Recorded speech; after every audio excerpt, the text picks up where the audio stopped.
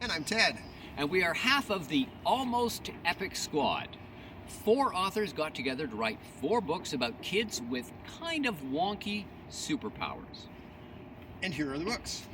Kevin Sylvester's Mucus Mayhem, Super Sketchy by Leslie Livingston, What Blows Up by me, and Richard. Irresistible, which is me. Well, and since you are, Richard, tell us a little bit more about the series and start this off. Ted and I were in a car together, we were stuck in traffic, and we thought of a bunch of superpowers we could use to get out of the traffic jam. We used that as our setup, our get-in for the series. My superpowers were kind of mean. I thought, what if the cars in front of us could be dissolved by an invisible death ray from my eyes? Ted's was more nice, as Ted is more nice. And he thought, what if our car could fly?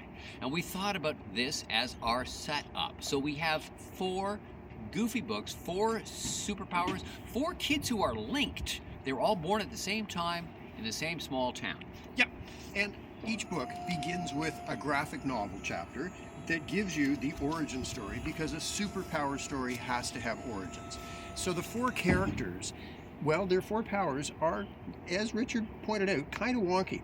So in Mucus Mayhem, our main character, Jess, has the ability to make, well, snot monsters. She can take what comes out of her nose and turn it into a creature that will do what she wishes. Then it dissolves into a puddle of gloop. Very helpful. In Leslie's book, her character has the power to draw the truth. She becomes what she draws, which sounds kind of cool, but she doesn't realize this right away, and the first thing she draws is a pineapple. So she becomes that pineapple, which causes problems when someone breaks in with a knife and says, "Who wants some fruit salad?" Yes. My character, since I'm nicer, according to Richard, my character, Gary, has telekinetic power. He can move things with his mind. Gary's problem is he doesn't concentrate that well.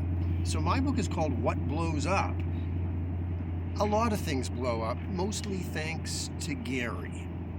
Richard? My character is actually 2 people. Most of the time, his name is Archie. Most of the time, he's kind of a dork, kind of selfish, pays no attention to very many other people. But when his superpower kicks in, which happens when he's frightened, he becomes suddenly, strangely irresistible. So that you simply have to do what he says. His voice is mesmerizing. And that gets him in trouble.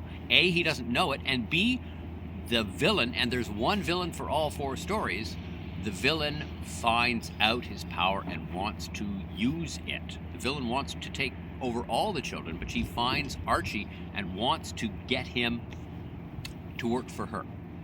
So we're going to share some readings from these books, and Richard hit on a really important point there. He mentioned there's a villain called the Boss who's chasing these kids to get their powers. And part of the fun of the series is that all 4 stories link together. They all take place at the same time. You can read any one story on its own and have a great time. But if you read more than one, you'll start to find the Easter eggs, the little bits and pieces of plot that skip from one book to another, and that makes it fun. They all 4 stories start in the same small town in Manitoba. The 4 kids are born in the same small town. So they're all in the same maternity ward when it happens and they get their superpowers. Right. The 4 stories are linked because 2 of the kids stay in Manitoba, in the small town. 2 of the kids move to Vancouver. So they live in and out of each other's lives and in and out of each other's stories. So while Richard answers his cell phone, Don't mind me. I'll set up the readings.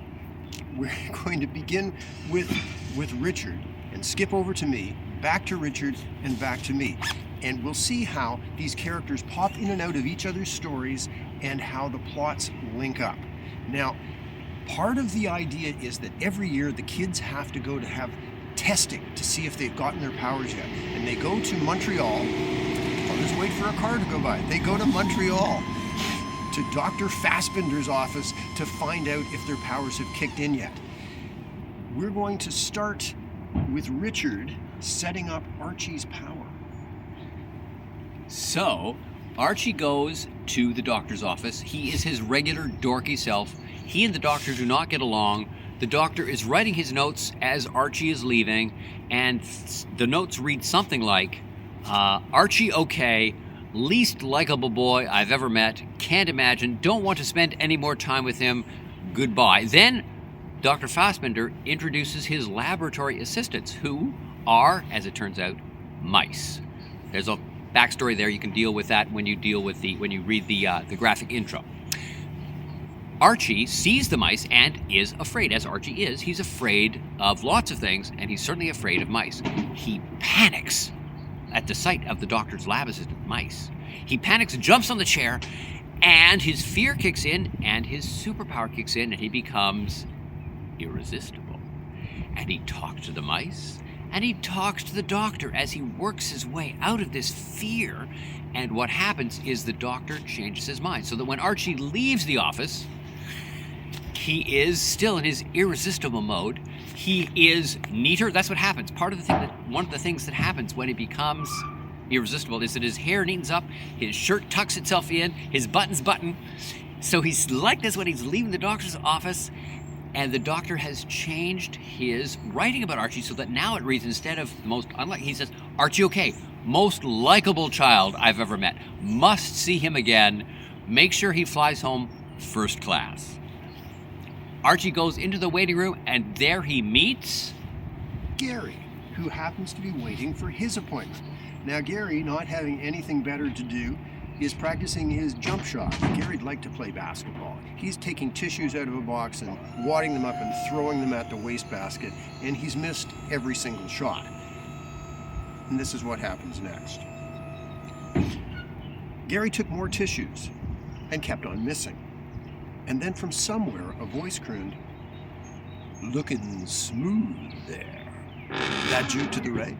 Sweet." Huh? Gary stumbled. An eerily tidy boy about his own age stood in the hall. Something in the kid's voice made Gary believe him instantly, despite the tissue snowdrift on the floor. "Gee, thanks." The boy hopped nimbly over the magazines Gary had knocked over and not picked up. "You," the buttery tones wafted, "could be a 3-point king." Then before Gary's eyes, the kid's hair frazzled, his shirt tail popped out, and he snapped, "Yeah, if you had any talent, and you call that a shot, I've seen better at the flu clinic." He left, slamming the door.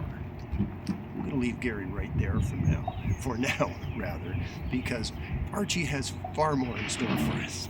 Back to you. The thing is, if you read Archie's story, you won't get the same sense of it if you only read the one story. But if you read Gary's story, you say, "Who's that crazy kid?" Then you read my story and you say, "Oh, that's who that was." That kind of Easter egg works through the whole stories. They influence each other. One of the key bits of the story sequences involves a chocolate bar, which is on the cover of my story. On the cover of my book, it's a Chompo bar. Archie lives in Vancouver, and his best friend is a really good girl named Dale. She likes to help homeless people, and there's a chocolate bar company that is offering a promotional prize. If you sell Chompo bars, a certain amount of the chocolate bar sale money goes to help the homeless. Sorry, just enjoying the ambience here. Dale says to her friend Uday, "Film me, and I'll make a commercial for the Chompo bar, and maybe we'll sell more chocolate bars."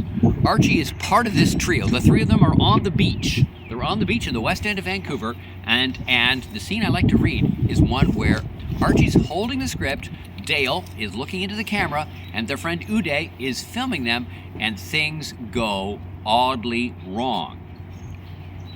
Dale's holding the script. Hold it higher, she says. Archie, feeling kind of selfish and kind of hungry, says, "Call this a script." He shakes the piece of paper. "Who writes this stuff? You're holding a Chompo bar. That's what it is. It's not more than a Chompo bar. It's not less than a Chompo bar. It's a chocolate bar. That's all it is. Here, why not give it to me?" "No, Archie, stop, wait." Archie actually takes the chocolate bar and rips the top off it. "Don't be such a dork." Too late. What happens is that there's an insect, a wasp, buzzing. The wasp comes closer, and it ends up right beside Archie's ear. And Archie, his mouth full of chocolate and caramel, hears the wasp buzzing, an intense vibration. You know that sound. What do you do when you hear it? Well, that's what Archie does. He panics. You probably freak out loudly and visibly when you panic. I sure do. When the smoke alarm goes off because something on the stove is burning, I scream and run around the kitchen waving towels. Archie does not freak out like this. Outside, he's as calm as an old piece of soap. But the extra adrenaline works on his whole body from the vocal cords out, and he becomes, suddenly, strangely, totally fascinating.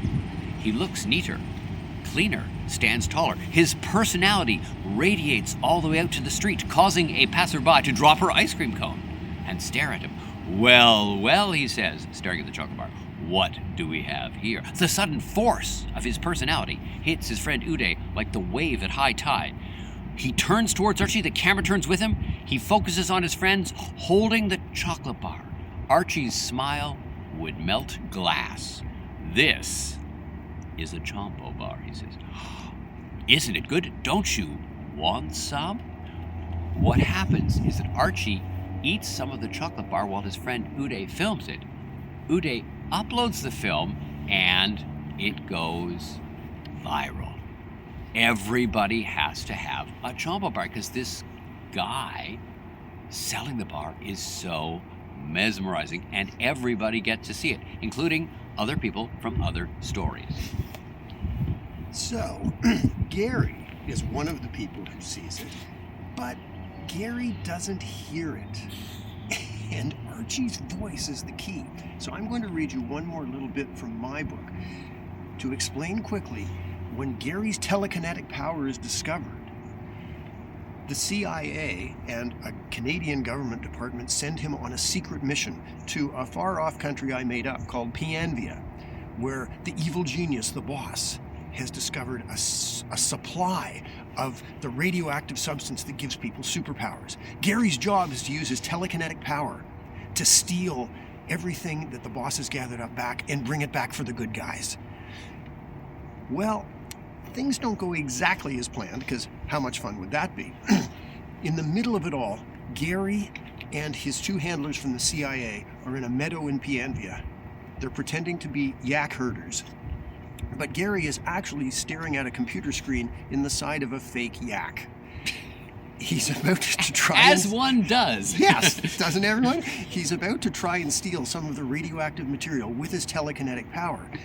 But there's a little accident. So as he stares at the screen, being coached by the grown-ups that are with him, Gary finds that he has to get settled a little bit more. He's wearing two hats, it's cold, Gary's glasses are crooked, and he pulls down his hats to stay warmer and hold his glasses on, and he pulls the hats down over his ears. This is a little bit of what happens. Gary tugged both hats back and down. This anchored his glasses. As he did, his elbow bumped Tex, who was resetting the screen on the computer. A new picture popped up. It was a beach. Gulls and logs, ships in the background. In the middle of the picture was an amazingly tidy boy. Where had Gary seen him before? The boy was holding up a Chompo chocolate bar and saying something that the hats blocked out. "What's going on?" Gary asked. There was no answer. He looked at Tex and Muldoon. They were staring at the screen. "You guys?" Gary said. "Hey!" There was still no answer. He yanked the hats off his ears as the video ended. "I had one with me," Muldoon was saying. "Well, we could order some," Tex said. "If I get a message out right now, they could probably fly a few in tomorrow with Kirsten. Come on, let's do it." "It's got to be Chompo, though," Muldoon said. "I'll check my kit while we're at it. Gary, you keep going. We'll be back in a jiff." So off they run to get Chompo bars, leaving Gary to try and accomplish the mission on his own. Remember I said something blows up? Well, let's just leave it at that for now. So there's a little taste of our stories. When you combine 4 stories like that instead of just 2, things get even crazier. Now, our books are published by Scholastic. You can order them online. When public libraries reopen, they are there. They're in bookstores everywhere, and we're hard at work thinking about what the Almost Epic Squad might get up to next. Is a sequel. A sequel is possible. Yeah. Yes. Go to your library. Go to your school library. Enjoy the books. You can read them in any order. You can read them. Read 1, 2, 3, or 4 of them, and they all link together. And we hope you had fun reading them. We had fun writing them. Yeah. Richard and I are doing other videos. Kevin Sylvester and Leslie Livingston, all of us are doing videos, sometimes together and sometimes on our own. They're all going to be posted, and if you check with Scholastic Books, you'll find lots more stuff that you can enjoy. We're outside doing this with sounds of people moving and cars driving by because it's that time. We hope that you stay safe and have fun with stories. Wash your hands. See you soon.